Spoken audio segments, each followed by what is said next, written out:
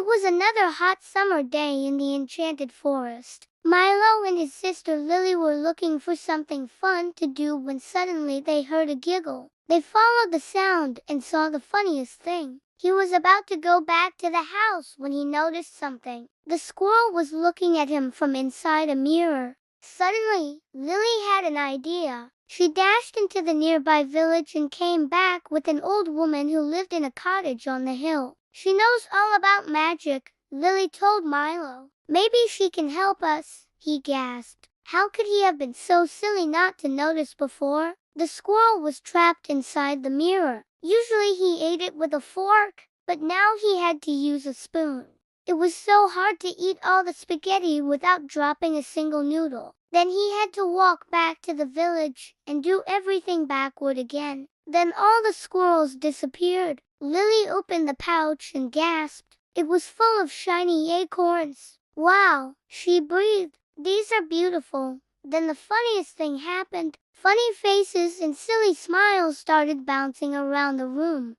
"Ha ha," laughed Lily. "You said you wanted to see funny reflections. How's this?" She looked at Milo. "Thank you for helping our friend, Milo. These shiny acorns are a special gift for you." By the time he was finished, his legs felt like jelly. He could barely stand up. A little squirrel was sitting on a branch, mimicking everything Milo did. He took a deep breath and stepped into the glass. For a moment, nothing happened. Then he felt himself fall. He opened his eyes and gasped. He was inside the mirror. The squirrel was there too. He chattered excitedly and ran around Milo's legs. "Hello," he called out. "Can you hear me?" The squirrel chattered back. Of course he could hear him. He just couldn't get out. He looked up and saw the funniest thing. All the squirrels in the trees were bouncing up and down and making funny faces at him. Was this the reward for helping the squirrel? What was so special about this acorn anyway? As Milo watched,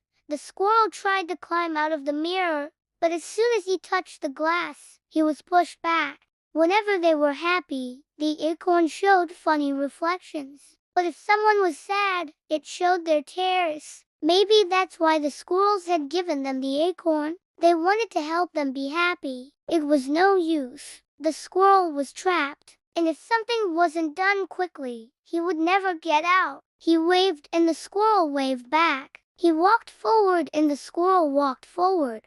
But when Milo turned and walked away, the squirrel stayed stuck on the branch. "That's weird," said Lily. "Why doesn't the squirrel come over here?" Milo shrugged. Determined to help, Milo stepped closer. "We have to help him," said Milo. "But how?" The old woman nodded. She looked at the mirror and stroked her long white beard.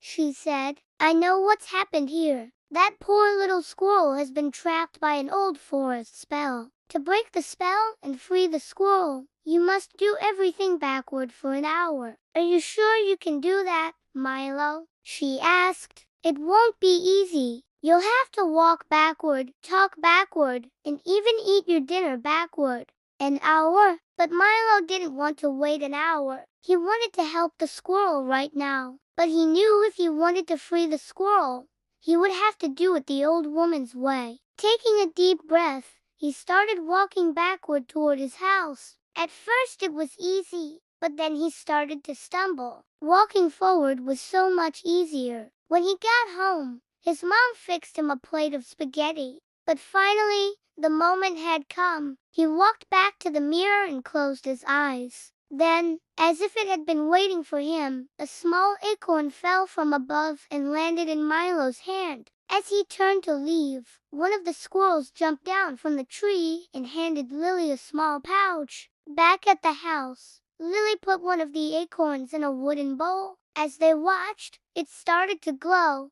And that's when Milo noticed.